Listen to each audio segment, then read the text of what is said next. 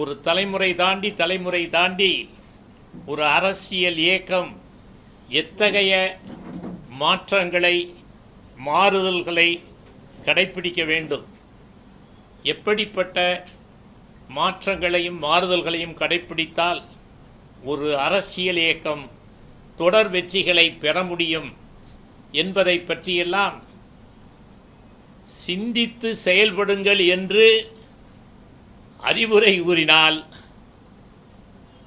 அது வேலை வெட்டி இல்லாதவன் வேலை என்று ஒருவர் சொல்லுகிறார் என்றால், இதெல்லாம் வேலை வெட்டி இல்லாதவன் வேலையா என்பதை மாத்திரம் இங்கே வந்திருக்கின்ற ஊடகவியலாளர்களுக்கு ஒரு சில சான்றுகளை மாத்திரம் நான் சொல்லுகிறேன். சமூக அக்கறையோடு இந்த சக மனிதனுக்காக சேவை செய்வதையே முழு மூச்சாக கொண்டு பணியாற்றி வாழ்ந்து கொண்டிருப்பவர், நேர்மை, அறம் சார்ந்த வாழ்க்கை, புரட்சித் தலைவர் எம்ஜிஆர் அவர்கள் காட்டிய பாதையில் மனிதநேய சிந்தனையோடு சாதிகளை கடந்து மதங்களை கடந்து சக மனிதனுக்காக வாழ வேண்டும் என்ற கொள்கையின் அடிப்படையில் வாழ்ந்து கொண்டிருப்பவன். அரசியல் என்பது சேவை செய்வதற்கான ஒரு அற்புதமான கட்டமைப்பு. அதனால்தான் புரட்சித் தலைவரும் புரட்சித் தலைவியும் என்னை பற்றி எப்படிப்பட்ட கருத்துக்களை சொல்லி இருக்கிறார்கள் என்பதில் இருந்தே நீங்கள் தெரிந்து கொள்ளலாம். இன்றைக்கு அரசியலை விட்டு நான் ஒதுங்கி இருக்கிறேன் என்றால் இப்படிப்பட்டவர்கள் மத்தியில் பணியாற்ற முடியுமா? சேவையை சக மனிதனுக்காக உதவி செய்வதை வேலை வெட்டி இல்லாதவன் செயல் என்று சான்றிதழ் கொடுக்கிறார் என்றால் இவர் எத்தகைய வன்மமான சுயநலமிக்க பொது வாழ்க்கைக்கே லாயக்கில்லாத ஒருவர் என்பதை இந்த சான்றுகளின் மூலம் நீங்கள் தெரிந்து கொள்ளலாம். நான் அவர்களை பற்றியெல்லாம் கடுமையாக விமர்சனம் செய்தால் இவர்களை பற்றி இவர்களுடைய செயல்களை பற்றி முழுக்க அறிந்தவன் தயவு செய்து என்னிடத்தில் வாயை கொடுத்து மாட்டிக்கொள்ள வேண்டாம். நான் இந்த கட்சியை நேசிப்பவன், இந்த கட்சியை உயிராக நினைப்பவன். உங்களையெல்லாம் விமர்சனம் செய்தால் இந்த கட்சிக்கு அவமானம் ஏற்பட்டு விடுமே என்ற காரணத்திற்காக நான் அமைதியாக இருக்கிறேன். இனி ஒரு முறை இப்படிப்பட்ட கருத்துக்களை பொதுவெளியில் சொன்னால் அதோட சரி. யாரை பார்த்து என்ன தெரியும்? இந்த கட்சியினுடைய வளர்ச்சிக்காக, இந்த கட்சியினுடைய ஒரு வளர்ச்சியிலும் எத்தகைய பணியை ஆற்றினேன் என்பதை, தன்னலமற்ற சுயநலமற்ற சேவையை பணியாற்றினேன் என்பதை அனைவரும் அறிவர். 72 இன்னும் வரையும் நான் அதிமுகங்கிற அடையாளத்தை நான் இழக்கலை, புரியுதா? ஆனால் என்னுடைய சகாக்கள் இன்றைக்கு யார் யார் எந்தெந்த கட்சியில் எந்தெந்த பதவிகளில் இருக்காங்க. அப்படி இந்த இயக்கத்திற்காகவே அர்ப்பணித்தவன் நான். வாழ்க்கையிலே வழக்குகளை சந்தித்தவன், இந்த கட்சி உருவாவதற்கு காரணமானவன், அதிமுகவின் முதல் தியாகி என்று புரட்சித் தலைவரால் அங்கீகரிக்கப்பட்டவன். அதிமுக வெற்றி பெறணுங்கிறதுக்கு ஆலோசனை சொன்னா எத்தகைய புரிதல் பாருங்க. நீங்க தான் சொல்லணும்னா என்ன கேட்குறீங்க? நீங்க சொல்லுங்க சார், இது என்னன்னு சொல்லுங்க, இது என்னன்னு சொல்லுங்க, இது என்ன வேணாலும் சொல்லலாம். இது நீங்க தான் அறிவாளிகள், பத்திரிகையாளர்கள், நீங்க தான் முடிவெடுக்கணும். யார் சொல்றவன் யாரு? சஃபரிங்கின் செயல்னு சொல்லுவாங்க. அமைதியாவே இதை கடந்துட்டு போக போறீங்களா இல்ல நீங்க எப்படி எடுத்துட்டு போறீங்க? காலம் மாதிரி பல பேர் அமைதியா இல்ல, காலம் பதில் சொல்லும். எல்லாவற்றிற்கும் காலம்தான் முடிவு சொல்லுகின்ற, தீர்ப்பு சொல்லுகின்ற நீதிபதி. புரியுதா? எனக்கு அந்த பதில் அதிமுகவுக்கு தோல்வியை கொடுக்கும் அப்படின்னு நினைக்கிறீங்க? எதுங்க அந்த பதில் அதிமுகவுக்கு தோல்வியை கொடுக்கும் நினைக்கிறீங்க? காலம் பதில் சொல்லணும்னு சொல்லிருக்கீங்க. காலம் பதில் சொல்லுங்க. நான் அதுக்கு மேல அதுக்கு விடை சொல்ல விரும்பல. இது ஒன் வேர்ட் ஆன்சர். புரியுதா? சார், இப்போ நீங்க ஒருவரை குற்றச்சாட்டி உங்களுக்கு பதில் சொன்னதுனால அவரை மட்டும் பேசுறீங்க. இப்ப கட்சியோடைய வளர்ச்சியை, கட்சியோடைய வெற்றி பத்தி முதல்ல பேசுனீங்க. இப்போ ஒருத்தவரை நோக்கி போயிருச்சு. இல்லைங்க, ஒருத்தர் கட்சினால நான் தான் சொன்னேன். இப்போ என்ன சொன்னேன், அதாவது பாஜகவோடு கூட்டணியே முதல்ல அதை எடுங்க. பாஜகவோடு கூட்டணியேன், பிரிந்தவர்களை ஏன் சேர்க்க வேண்டும், புரட்சித் தலைவர் எம்ஜிஆரை ஏன் முதன்மைப்படுத்த வேண்டும், இப்படி இந்த 3 வினாவிற்கும் விடை நான் சொல்கிறேன். ஒன்றா சொல்கிறேன்.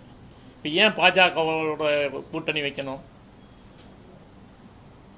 மைய அரசினுடைய அதிகாரம் அரணாக இருந்தால் மட்டுமே தேர்தல் களத்தில் நீங்கள் சரியான முறையில் ஜனநாயகப்படி தேர்தல் நடைபெறுவதற்கான வாய்ப்பை அந்த அதிகார மையம்தான் காப்பாற்றும்.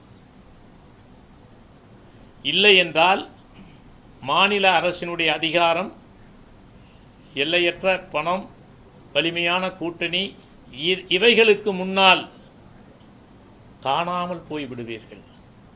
கட்சி வெற்றி பெற வேண்டுமா இல்லையா? இந்த தேர்தலில் அதிமுக வெற்றி பெறவில்லை என்றால் நீ அதிமுகவை யாராலும் காப்பாற்ற முடியாது. அதுதான் எங்களுக்கு இருக்கிற ஐயம், அதுதான் எங்களுக்கு இருக்கிற வருத்தம், அதுதான் எங்களுக்கு இருக்கிற, அதாவது எங்கள் கண் முன்னால் இப்படி ஒரு அநீதி நடைபெறுகிறதே, இதை எப்படியாவது தடுத்து விடுங்கள் என்று கேட்கிறோம்.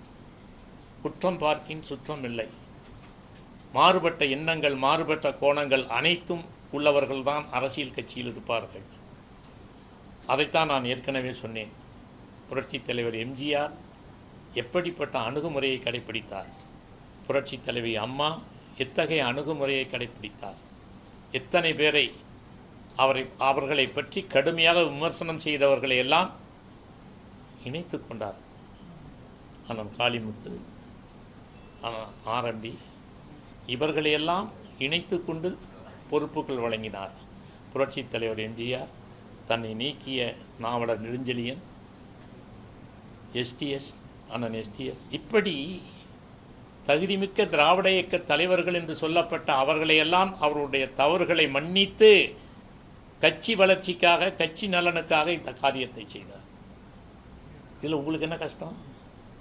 உங்களுக்கு கட்சி நலன் பெரிதாக இருந்தால் இதை பெரிதுபடுத்த மாட்டீர்கள். உங்கள் நலன் முதன்மைப்படுத்தப்படுவதால் இதை பெரிதுபடுத்துகிறீர்கள். அவ்வளவுதானே. புரட்சித் தலைவர் எம்ஜிஆரை முதன்மைப்படுத்தினால் கட்சி வளருமா? இவர்களை முதன்மைப்படுத்தினால் கட்சி வளருமா? இப்போ இந்த பாட்டு கேட்டீங்கல்ல, இந்த பாட்டு கேட்டீங்க, நல்லா இருக்கா? சொல்ல மாட்டீங்க. நீங்கள் உங்களை தான் தம்பி, நீங்கள் கேட்டால் நாங்கள் சொல்கிறோம், அப்போ நாங்கள் கேட்டால் நீங்கள் சொல்ல மாட்டீங்களா? இந்த பாட்டு நல்லா இருக்கா, நல்லா இல்லையா?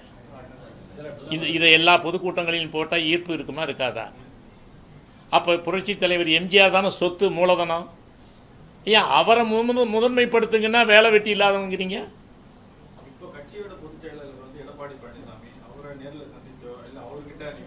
அதெல்லாம் நீங்கள் கேட்குறது எல்லாமே செஞ்சாச்சு. அதை பற்றி டீப்பாக போக வேண்டாம். நான் தான் செஞ்சாச்சுன்னு ஒத்த வரியில் சொன்னால் அதோட விட்டுறணும். இது நான் இப்போ டிபேட் நடத்தவோ அரசியல் லாவணி அரசியல் பண்ண விரும்பலை. இந்த கட்சி காப்பாற்றப்படணுங்கிற ஒரு நோக்கத்தோடு அந்த ஆலோசனைகள் சொல்லிக்கிட்டு இருக்கேன்.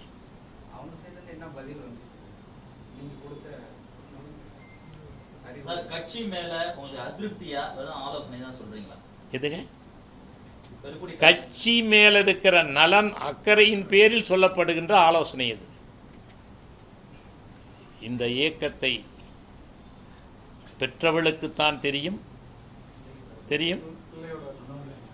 இந்த கட்சியை உருவாக்கணும்யா, இந்த கட்சிக்காக உயிரை கொடுத்தவன்யா, 17 வழக்குகளை சந்திச்சவன்யா. எனக்கு இல்லாத அக்கறை வேற எவனுக்குயா இருக்கும்? பிரதிபலன் பாராமல் பதவி பெறாமல் கால் நூற்றாண்டு காலம் புரட்சித் தலைவர் மறைவுக்கு பின்னால் எந்த பதவியும் இல்லாமல் இன்றைக்கும் இந்த கட்சி என்னை அவமானப்படுத்தினாலும் ஒதுக்கினாலும் இந்த கட்சி என்று சொல்லி கொண்டிருக்கின்ற அத்தகைய ஒரு அர்ப்பணிப்போடு பணியாற்றி கொண்டிருக்கின்ற பொதுநலன் சார்ந்த சக மனிதனுக்காக மனிதநேய சிந்தனையோடு இந்த சமூகத்தை மேன்மைப்படுத்த வேண்டும் என்பதற்காக நான் வாழ்ந்து கொண்டிருக்கிறேன். ஆகவேதான் இந்த கட்சியை காப்பாற்ற வேண்டும். நான் கேட்கறது, நான் சொல்ற ஆலோசனையில் என்ன தவறு இருக்கு சொல்லு.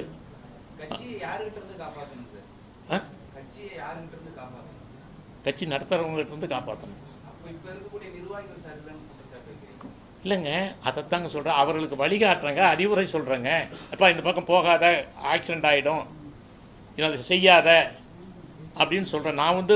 நான் வந்து அந்த இடத்துக்கு வரேன்னு நான் சொல்கிறேன். அட நீ கட்சி நடத்தப்பா, நீ கட்சியை இது பண்ணி வெற்றி பாதையில் கொண்டுகிட்டு போன்னு சொல்கிறேன். நேர்லயே சந்திச்சு வலியுறுத்தினதா சொல்றீங்க உங்க கருத்தை. அப்ப ஏற்கலன்றீங்க, அப்புறம் இப்போ திரும்ப வந்து பொதுவெளியில சொல்றீங்க. என்ன அப்புறம் சொல்லணுமா இல்லையா? ரகசியமாக பேசுனது வெளியே நிற்காதில்ல, தெரியாதில்ல. ஏன் நான் ஏன் சும்மா இருக்கிறேன், நான் ஏன் ஒதுங்கி இருக்கிறேன்னு எல்லாரும் கேட்குறாங்க. அப்போ அதுக்கு ஒரு விடைய அமையும் இல்லை சார். இது குறித்து இப்போ வந்து ஓபிஎஸ் சசிகலா அவங்களாம் வந்து சந்திக்கிறது பாருங்க. நான் வந்து அனைத்து இந்திய அண்ணா திராவிட முன்னேற்ற கழகம் வெற்றி பாதைக்கு இந்த கட்சி போகணுங்கிற விருப்பமுள்ள தொண்டர்களைப் போல் நான் ஒரு தொண்டன். நான் தலைவர்களை சந்தித்து நான் ஒரு கூட்டணி அமைச்சு நான் ஒரு இது பண்ணி சொல்லிட்டு ஒரு ஆளுமையாகணுங்கிற கருத்து எனக்கு கிடையாது. என்னை பொறுத்த மாத்திரம் அதிமுக என்ற இந்த கட்சி இந்த மண்ணுக்கு வேண்டும். இந்த கட்சியினுடைய தலைவர் புரட்சி தலைவர் எம்ஜிஆர் கண்ட கனவுகள் நிறைவேற்றப்பட வேண்டும். புரட்சி தலைவி அம்மா கொண்டு வந்த சமூக நல திட்டங்கள் இந்த மக்களுக்கு கிடைக்க வேண்டும். எல்லோரும் ஆட்சி அமைத்தால் ஒரு ஊழலற்ற ஆட்சியை அமைப்போம் என்ற உரத்த குரலில் குரல் கொடுத்து அதை பொதுவெளியில் விவாதித்து மக்கள் அனைவரும் இந்த ஊழலுக்கு எதிரான அந்த வார்த்தையே இன்றைக்கு அரசியலில் இல்லை. என்ன வருத்தம் தெரியுமா? இன்றைய அரசியலில் பத்திரிகை நண்பர்களும் அதை பற்றி கவலைப்படுவதில்லை, அரசியல் தலைவர்களும் அதை பற்றி கவலைப்படுவதில்லை. ஊழலற்ற ஆட்சியை தருவோம், ஊழலற்ற ஆட்சி அமைக்க ஆதரவு தாருங்கள், மக்கள் சேவைதான் எங்களுடைய பிரதான நோக்கம். எங்காவது இந்த வார்த்தைகள் கேட்கப்படுதா? எங்கேயாவது நீங்களாவது கேட்குறீங்களா? யாராவது வந்தது என்னையா ஊழலற்ற ஆட்சி கொடுப்பீங்களா கொடுக்க மாட்டீங்களா நீங்கள் கேட்குறீங்களா? வேறு எல்லாம் கேட்குறீங்க, ஏன் அதை கேட்க மாட்டேங்கிறீங்க? எங்கே கேட்குறீங்க? நீங்கள் கேட்டு அவர் என்ன பதில் சொல்கிறாருங்கிறத சொல்லுங்கள். ஊழலற்ற ஆட்சி தருவீங்களா? அப்படி ஊழலற்ற ஆட்சி கொடுக்கலின்னா நீங்கள் உங்கள் ஊழல் நடந்தால் என்ன செய்யலாம்? அதற்கு என்ன remedy? What is the remedy?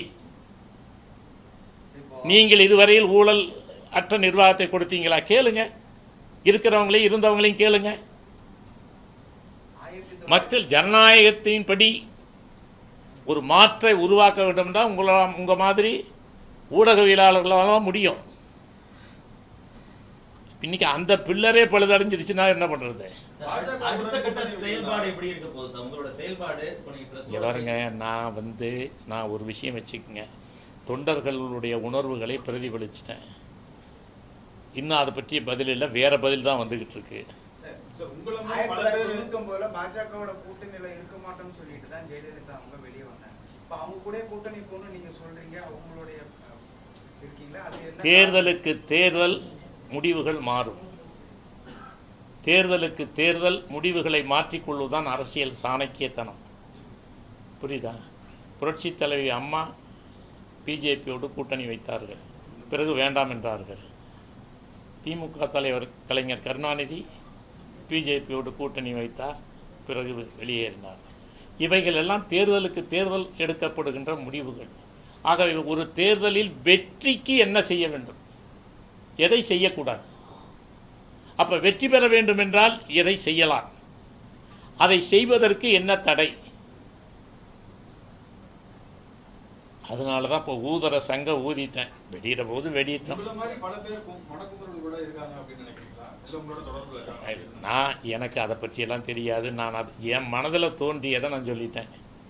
புரியுதா? எனக்கு போய் எல்லாரையும் போய் ஆர்கனைஸ் பண்ணுறது, இவனை ஒற்றுமைப்படுத்துறது, இது நாங்கள்லாம் 10 பேர் ஒன்றா சேர்ந்து நாங்கள் கொடி பிடிக்கிறோம், அதெல்லாம் அது அரசியல்வாதிகளின் செயல்பாடு. நான் இந்த கட்சியினுடைய அக்கறையாளன், இந்த சமூகத்தினுடைய அக்கறையாளன். புரட்சித் தலைவர் எம்ஜிஆரின் கட்சி அதிமுக என்பது எம்ஜிஆருடைய கட்சி. இது வேறு யாருடைய கட்சியும் அல்ல, இது எம்ஜிஆர் கட்சி. அந்த எம்ஜிஆர் கட்சியை காப்பாற்றப்பட வேண்டும் என்றால் என்ன செய்யணும், என்ன செய்யக்கூடாது, புரியுதா? இந்த கட்சியை யாருகிட்ட இருந்து காப்பாற்றணும்? யாருகிட்ட இருந்து காப்பாற்றணும் அதை கொஞ்சம் சொல்லிட்டீங்கன்னா சரி. இப்போ இது நீங்கள் ஒரே விஷயம் கேட்குறேன். நீங்கள் ஒரு விவரமான இளைஞர் தானே, நான் சொல்லுகிற கருத்துக்கு என்ன விடைன்னு நீங்கள் சொல்லுங்கள் சார். நீங்கள் இந்த ஏன் இப்படி இருக்கீங்க, ஏன் இப்படி, அதாவது எதையுமே இவ்வளவு தூரம் சொல்கிறீங்க, இப்போ நடக்கலை என்ன அப்படிங்கிற அந்த கோணத்தில் பாருங்கள். நீங்கள் அதாவது இதில் ஏதாவது இன்னாரை தாக்கினால் அந்த கருத்தை சொன்னால் அது தலைப்புச் செய்தியாக இடம் பெறுமா, இது அப்படி பார்க்காதீங்க, நலன் கருதி சொல்லுங்கள். நான் கேட்குறது ஒரே ஒரு விஷயந்தான், நான் சொல்லுகின்ற கருத்து உங்கள் பார்வையில் சரியா தப்பா, முதல்ல அதை சொல்லுங்கள். நீங்கள் இந்த மாதிரி சொல்கிறது தப்புங்கன்னு சொல்லுங்கள், அதுக்கு நான் விளக்கம் சொல்கிறேன். சார் இப்போ ஓபிஎஸ் அப்புறம் இவங்க சசிகலா இணைச்சா அதிமுக மீண்டும் வெற்றி பெறுமா? அனைத்து அதிமுகவினுடைய அனைத்து தலைவர்களையும் ஒருங்கிணைத்தால், உங்கள் மாதிரி ஊடகவியலாளர் சொல்லிட்டு இருக்கிறீங்க இல்லையா, பிளவுபட்டு போச்சுன்னு, அதை முதல்ல வாயடைச்சாலே கட்சி பலம் பெற்றும். பிளவு என்ற ஒரு சொல் இருக்கக்கூடாது.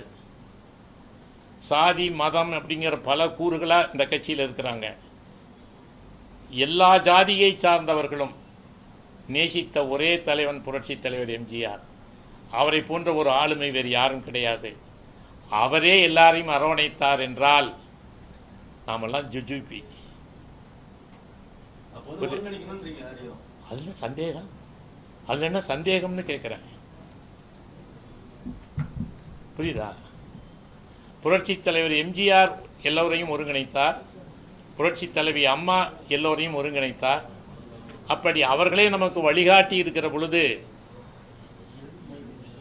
உள்ளங்கை நெல்லிக்கனி போல் தெரிகின்ற அந்த உண்மைக்கு நான் என்ன அதுக்கு சான்றிதழ் கொடுக்கணுமா என்ன? எடப்பாடி பழனிசாமி பொதுச் செயலாளர் வந்த பிறகு, கட்சியோட தலைவராக வந்த பிறகு, செயலாளர் வந்த பிறகு நடந்த அனைத்து தேர்தல்களிலும் தோல்வி. இது இல்லை, இதைத்தாங்க ஆய்வு செய்ய சொல்கிறேன், புரியுதா? இதை ஆய்வு செய்தால் எதை செய்யலாம் எதை செய்யக்கூடாதுன்னு தெரியும் இல்லையா? இதை விவாதித்தால் இதற்காக ஆலோசனை சொல்லுபவர்கள் சொல்லுகின்ற ஆலோசனைகளை ஆய்வு செய்யணும். இப்போ நான் ஒன்று கேட்குறேங்க, அதிமுக இல்லை, அதாங்க அதிமுகங்கிற கட்சி தொடர்ந்து நீடிக்கணும்னு சொன்னால் எதை அடிப்படையாக வைத்து இந்த கட்சிக்கு புதிய இளைஞர்கள் வருவார்கள் சொல்லுங்கள்? எதை அடிப்படை? ஒன்று திராவிட இயக்கம்ங்கிற ஆளுமை, ஒன்று பேச்சாற்றல் அல்லது எழுத்தாற்றல் அல்லது திரையாற்றல். இந்த 3 ஆளுமை தன்மைகளும் பிரதானமாக இடம்பெற்ற இயக்கங்கள் தான் திராவிட இயக்கம். அதுவும் குறிப்பாக புரட்சித் தலைவர் எம்ஜிஆரை போன்ற ஒரு ஆளுமை இந்தியாவில் உலகத்திலே இல்லை என்ற பன்முகத்தன்மை கொண்ட ஒரு அவதார புருஷர். அவர் உருவாக்கின இந்த கட்சியில் அவரே எல்லாத்தையும் அட்ஜஸ்ட் பண்ணி போனார்னா நீங்களும் நானும் போகிறதுக்கு யோசிச்சா எப்படிங்க இது விளங்கும்? புரியுதா? அதனால் எப்பொருள் யார் யார் வாய் கேட்பினும் அப்பொருள் மெய்ப்பொருள் காண்பது அறிவு. புரியுதா? மெய்ப்பொருள் காணுங்கப்பா.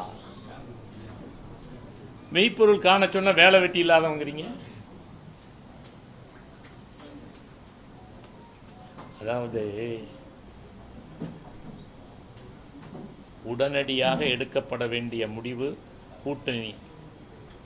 கூட்டணியை முடிவெடுத்து இந்த கட்சியை காப்பாற்ற வேண்டும். தேர்தல் களம் சூடுபிடித்து தேர்தல் களம் அதிகார மையத்தை எதிர்கொள்ளத்தக்க வகையில் கூட்டணி பலமும் பல்வேறு அரசியல் கட்சிகளை இணைத்தும் தேர்தல் பலத்தில் கூட்டணியில் இந்த கட்சியை கொண்டு செல்ல வேண்டும். பாரதிய ஜனதாவோடு கூட்டணியை உடனடியாக அறிவிக்க வேண்டும். கட்சியை பிரிந்தவர்கள் அனைவரையும் ஒருங்கிணைத்து கட்சியை முன்னெடுக்க வேண்டும். இந்த கட்சிக்கு வெற்றிக்கு என்ன தேவையோ அதை செய்ய வேண்டும். ஆனால் நான் யாரிடத்திலும் என வேட்பாளர் கொடுன்னு கேட்க மாட்டேன், எனக்கு அந்த பதவி கொடு இந்த பதவி கொடுன்னு கேட்க மாட்டேன். நீ உங்களுக்கு உறுதுணையாக இருப்பேன், எனக்கு எதுவும் வேண்டாம். புரியுதா? இதை விட வேற என்னங்க அர்ப்பணிக்க முடியும்? ஏற்கனவே எடப்பாடி பழனிசாமி டெல்லியில் போய் அமித்ஷாவை சந்தித்து கிட்டத்தட்ட கூட்டணி பத்தி பேசணும், ஆனா அதை வெளியே வந்து அதான் பண்ணுங்கன்னு சொல்றேன். அதுக்கு தான் வலிமை சேர்க்கிறேன். எடப்பாடி பழனிசாமி எடுத்த முடிவுக்கு நான் வலிமை சேர்க்கிறேன். கூட்டணி ஏற்கனவே பேசியிருந்தாங்க, அதுக்கான பேச்சுவார்த்தை நடந்திருக்குன்னா அதை நீங்க நிச்சயமா ஒய் நாட், அதுதானே என்னுடைய வேண்டுகோளே. வேண்டுகோளை அவர்கள் ஏற்கிறதுக்கு இருக்காங்க. ஆனா இன்னொன்னு நீங்க சொல்லிருக்கீங்க, அரசியல் அதாவது தேர்தலில் ஒற்றுமையுடன் களம் காண வேண்டும், அதுல ஓபிஎஸும் இல்ல சசிகலாவையும் இணைச்சிக்கணும்னு சொல்றதுல தான் அங்க சிக்கல் இருக்கிறதாங்க. இல்லைங்க, நான் சொல்றது தீர்வு இல்லாத பிரச்சனைகளே கிடையாது. குற்றம் பார்க்கின் சுற்றம் இல்லை. ஒவ்வொருவரும் ஒரு அடிப்படை உண்மைகளை புரிந்து கொள்ள வேண்டும். இந்த கட்சியை வளர்க்க வேண்டும் என்றால், காப்பாற்ற வேண்டும் என்றால், நாம் நம்முடைய உயரம் என்ன, நம்முடைய தகுதி என்ன. இப்போ அதிமுகவில் இருக்கின்ற தலைவர்கள் பேசினால் லட்சக்கணக்கான மக்கள் கூடி கேட்பார்களா? தானா வருவார்களா? யோசிங்க. அப்புறம் எப்படி இந்த கட்சி நிற்கும்? இந்த கட்சியை காப்பாற்ற வேண்டும் என்றால் எல்லோரும் ஒன்று கூடி ஊர் கூடி தேர் இழுக்கணும். அப்போ இந்த தேரை இழுப்பதற்கு என்ன செய்ய வேண்டும்? அடிப்படையில் என்ன தெரியுமா? சுயநலமில்லாத ஒரு பொதுநலத்தோடு இதை சிந்தித்தால் இது நடக்கும். சுயநலத்தோடு தனக்காகத்தான் இந்த கட்சி, தனக்காகத்தான் இந்த முடிவு என்று சொன்னால், பேசினால் அது பாதகமாகத்தான் முடியும்.